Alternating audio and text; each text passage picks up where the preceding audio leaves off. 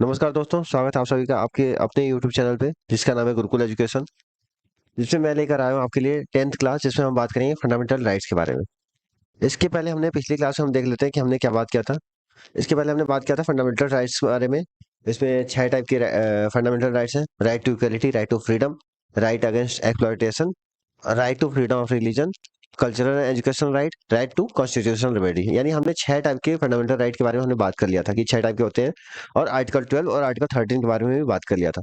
Article 12 में हमने बात किया था कि हमने डिफिनेशन ऑफ स्टेट के बारे में देखा था कि स्टेट कॉन्स्टिट्यूशन के हिसाब से क्या है। और आर्टिकल 13 में हमने देखा था कि कोई भी स्टेट ऐसा लॉ नहीं बनाएगा जो फंडामेंटल राइट्स को वायलेट करे। ठीक, आज हम स्टार्ट करते हैं अपने 10th क्लास में, जिसमें हम बात करेंगे राइट टू इक्वालिटी के बारे में। यानी जो पहला फंडामेंटल राइट्स है, राइट टू इक्वालिटी यानी समानता का अधिकार। ठीक है, तो राइट टू इक्वालिटी कब से कौन से आर्टिकल से कौन से आर्टिकल तक है, इसके बारे में देखेंगे। यानी आर्टिकल 14 टू आर्टिकल 18, ये 4 आर्टिकल जो है आज हम बात करेंगे, जिसको राइट टू इक्वालिटी के नाम से जानते हैं। पहला फंडामेंटल राइट्स है। तो चलिए नेक्स्ट स्लाइड में हम देखते हैं। राइट टू इक्वलिटी में आर्टिकल नंबर फर्स्ट यानी आर्टिकल नंबर 14 हम देखेंगे। Equality before law and equal protection of law. यानी इसमें कुछ वर्ड दिया गया था कि कानून के समक्ष समानता और कानून का समान संरक्षण, ये माना जाएगा आर्टिकल 14 के बिहाफ पे। ठीक है, यानी कोई भी स्टेट शैल, इसमें अगर हम पूरा अगर अच्छे तरीके से बोले आर्टिकल 14 में कि state shall not deny equality before law और and equal protection of law. ठीक है, कोई भी मना नहीं करेगा इसके लिए। अब हम देखते हैं ये दोनों टर्म का मतलब होता क्या है, यानी इक्वलिटी बिफोर लॉ और इक्वल प्रोटेक्शन ऑफ लॉ होता क्या है। इक्वलिटी बिफोर लॉ का मतलब क्या होता है, पहले हम देखते हैं कहाँ से आया था। बेस्ड ऑन ब्रिटिश कॉन्सेप्ट, यानी ये ब्रिटिशर्स के जो कॉन्सेप्ट थे वहां से लिया गया था इक्वलिटी बिफोर लॉ। और इसका मतलब होता है it means that law does not allow discrimination among anyone. यानी जो लॉ है, जो नियम बनाए गए हैं हमारे संविधान में, वो किसी भी वजह से, ठीक है, किसी को डिस्क्रिमिनेट नहीं करता, चाहे वो कोई भी पर्सन हो, डिस्क्रिमिनेट नहीं किया जाएगा। इसका अगर हम शॉर्ट तरीके से देखें इक्वलिटी बिफोर लॉ, यानी लॉ के आगे कोई नहीं चलेगा, लॉ के नीचे ही सब लोग रहेंगे। जो भी नियम बनाए गए हैं, जो भी संविधान बनाया गया है, वो सबसे ऊपर है हमारे देश में। तो इसका मतलब यही हम समझेंगे, यानी ब्रिटिश अवधारणा के आधार पर इसको लिया गया था। और इसका मतलब है कि कानून किसी के बीच भेदभाव की अनुमति नहीं देता। आर्टिकल 14 में यही दिया गया है। अब इसके जो सेकंड है इक्वल प्रोटेक्शन ऑफ लॉ, यानी इक्वल प्रोटेक्शन ऑफ लॉ का मतलब क्या होता है, ये अमेरिकन कॉन्सेप्ट से लिया गया था और ये अलाउ करता है, it allow reasonable discrimination among individual. यानी यह अमेरिका अवधारणा है, अमेरिका से अवधारणा लिया गया था और यह व्यक्ति के बीच उचित भेदभाव की अनुमति देता है। यानी कि एक तरफ तो हम कह रहे हैं कि हम सबको एक समान मानेंगे, लेकिन इक्वल प्रोटेक्शन ऑफ लॉ का मतलब ये है कि अगर जरूरत पड़ने पर हमें किसी को मतलब भेदभाव करनी पड़ी हो तो हम करेंगे। ठीक है, ये भी हम बोल रहे हैं। तो हम समझ लेते हैं इसका मतलब क्या होता है। अगर हम इक्वलिटी बिफोर लॉ की देखें, हम किसी को डिस्क्रिमिनेट नहीं कर सकते, लेकिन यहाँ पे एक ड्रॉबैक भी है, या फिर हम एक्सेप्शन भी बोल सकते हैं। एक्सेप्शन क्या है कि जैसे प्रेसिडेंट हो गए, गवर्नर हो गए, या फिर इन लोगों को हम छूट देंगे किसी न किसी बिहाफ पे। और इक्वलिटी प्रोटेक्शन ऑफ लॉ, ये अमेरिकन कॉन्सेप्ट लिया गया था। इसके बिहाफ पे हम देखेंगे कि यह व्यक्तियों के बीच उचित भेदभाव या वर्गीकरण कर सकता है। जैसे कि हम बोल सकते हैं कि सबको एक समान अगर हम एक डंडे से हागे, तब तो वो सही नहीं है ना। इसलिए जैसे अगर मान लो 9 टू 12 का एग्जाम है, ठीक है, अगर मान लो 9 टू 12 के बच्चे हैं, 9th वाले बच्चे को भी वही क्वेश्चन पेपर दिया जाए जो 12th वाले बच्चे को दिया जा रहा है, तो वो गलत होगा। तो इसलिए ये इक्वल प्रोटेक्शन ऑफ लॉ लाया गया। तो अब हम देखेंगे आर्टिकल 15 में। आर्टिकल 15 में there shall be no discrimination based on religion, race, caste, gender, place of birth. ठीक है, यानी 5 चीजें हैं, या तो धर्म, नस्ल, जाति, लिंग और जो जन्म स्थान है, उसके आधार पर हम किसी को अलग नहीं रखेंगे। ठीक है, यानी भेदभाव नहीं करेंगे उनसे। ये आप देख सकते हैं, धर्म, नस्ल, जात, लिंग, जन्म स्थान आदि के आधार पर हम कोई भेदभाव नहीं किया जाएगा। आर्टिकल 15 के आधार पर यही बोला गया। आप जानते हैं कि आर्टिकल 15 करके एक मूवी बनी थी, तो आप देख सकते हैं। लेकिन इसमें कुछ प्रोविजन भी है कि जैसे कि इन फेवर ऑफ वुमेन, या अगर मान लो कोई महिला है, कोई कुछ बच्चे हैं बैकवर्ड क्लास होते हैं, उनके लिए हम कुछ अलग से प्रावधान कर सकते हैं इसी के बिहाफ पे। वैसे तो हम बोल रहे हैं कि अगर धर्म, नस्ल, जात, लिंग, जन्म स्थान के आधार पर हम किसी को अलग नहीं करेंगे, बट हम महिलाओं को, बच्चों को, बूढ़ों को, इनके लिए हम कुछ अलग प्रावधान भी कर सकते हैं। ये आर्टिकल 15 में लिखा हुआ है। ठीक है, जैसे हम एग्जांपल में ले सकते हैं कि जैसे महिलाएं हैं जो प्रेगनेंसी पीरियड में, उनको मैटरनिटी लीव मिलती है, तो इसी के आधार पर दिया जाता है कि हम उनको छूट देंगे अलग से। ठीक है, नेक्स्ट स्लाइड में हम देखेंगे आर्टिकल 16 के बारे में।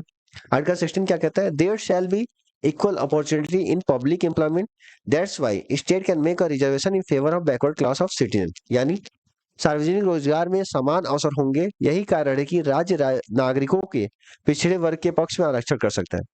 इसमें हम बोल सकते हैं कि there shall be equal opportunity, यानी जो पब्लिक एम्प्लॉयमेंट है, यानी जो जैसे कि गवर्नमेंट गवर्नमेंट जो भी वैकेंसी निकालती है या फिर जो गवर्नमेंट जॉब होता है, उसमें रिजर्वेशन देने का प्रावधान है।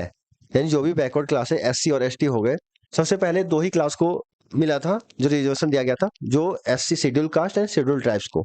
ठीक है, लेकिन कुछ समय बाद लोगों की मांग हुई और उसके बिहाफ पे पहला बैकवर्ड क्लास कमीशन बनाया गया, जो 1953 में बना, और उसके जो चेयरमैन बने मिस्टर काका कालेलकर जी। ठीक है, इन्होंने क्या कहा? इनके अकॉर्डिंग मिस्टर काका कालेलकर ने बोला कि जो दो रिजर्वेशन दिया जा रहा है प्रोसेस, वही बहुत है, थर्ड रिजर्वेशन प्रोसेस देने की जरूरत नहीं है। जैसे इन्होंने ओबीसी को, ओबीसी जो रिजर्वेशन दिया जा रहा है आज के टाइम पे, उसको मना कर दिया था। लेकिन जब कुछ समय बाद सेकेंड बैकवर्ड क्लास कमीशन बना 1979 में, जिसके हेड थे बीपी मंडल जी, यानी चेयरमैन जो बने थे बीपी मंडल जी, इनके द्वारा इनके द्वारा कहा गया कि एससी एसटी के अलावा जो ओबीसी ओबीसी है, यानी अदर बैकवर्ड क्लास, उनको भी रिजर्वेशन मिलनी चाहिए। और इसी बिहाफ पे 27% का रिजर्वेशन ओबीसी को दिया जाने लगा। और आर्टिकल 16, जो आर्टिकल 16 है, इसमें एक केस हुआ था Indira Shahani versus union of India में। ठीक है, इसमें सुप्रीम कोर्ट ने कहा था कि रिजर्वेशन जो है वो 50% से ज्यादा नहीं दिया जाएगा। ठीक है, आर्टिकल 16 का एक सब क्लॉज है 16(4)(a), जो रिजर्वेशन देता है एससी एसटी को इन पोस्ट पे, यानी अगर जॉब कर रहे हैं और उनका प्रमोशन करना है तो रिजर्वेशन के थ्रू हो सकता है, ये 16(4)(a) बोलता है। और जो रिसेंटली अभी एक जोड़ा गया ईडब्ल्यूएस करके, जो 103rd अमेंडमेंट हुआ था कॉन्स्टिट्यूशन का, वो आप याद रखेंगे, 103rd अमेंडमेंट हुआ था ईडब्ल्यूएस को जब जोड़ते टाइम। बाकी हम देखेंगे आर्टिकल 17 के बारे में। आर्टिकल 17 कहता है कि untouchability was abolished and its practice in any form is forbidden and is punishable according to law. यानी अस्पृश्यता को समाप्त कर दिया गया था और किसी भी रूप में इसका अभ्यास निषिद्ध और कानून के अनुसार दंडनीय है। इसका मतलब क्या हुआ कि जो छुआछूत पहले चलती थी, कि जैसे कुएं पे चले गए, उनसे दूर, कुएं पानी नहीं पीने दिया जाता था, और बाकी बहुत सारी चीजें चलती थी, तो उसके बिहाफ पे आर्टिकल 17 बनाया गया, जो छुआछूत को खत्म करने की प्रावधान किया गया। अब जो अनटचेबिलिटी का जो भी एबॉलिशन करेगा, ठीक है, उसके लिए उसके लिए प्रोटेक्शन बनाया गया था, protection of civil right act 1955। अब हम नेक्स्ट स्लाइड में लास्ट बात करेंगे आर्टिकल 18 के बारे में, राइट टू इक्वलिटी की हम बात कर रहे हैं। इसमें हम आर्टिकल 14 पढ़े, आर्टिकल 15 पढ़े, आर्टिकल 16 एंड आर्टिकल 18 पढ़े। तो आर्टिकल 18 में हमने देखा कि abolition of titles, but state can give away military और academic titles to reserving people, यानी उपाधियों का उन्मूलन, लेकिन राज्य योग्य लोगों को सैन्य या अकादमिक खिताब दे सकता है। इसमें क्या है आर्टिकल 18 में, ये जो टाइटल्स बनाए गए हैं, जितने भी जैसे कि उपाधि जो दी जाती थी राजा महाराजा की, उन उपाधियों को खत्म किया गया और सभी लोगों को समान, एक समान माना जाने लगा इसके बिहाफ पे। बट इसमें डिफेंस हो गए, डॉक्टर्स हो गए, उनकी उपाधियां रहेंगी। बस दो लोगों पे छूट है, एक तो मिलिट्री वालों के लिए और एक जो डॉक्टर्स होते हैं उनके लिए ये छूट है।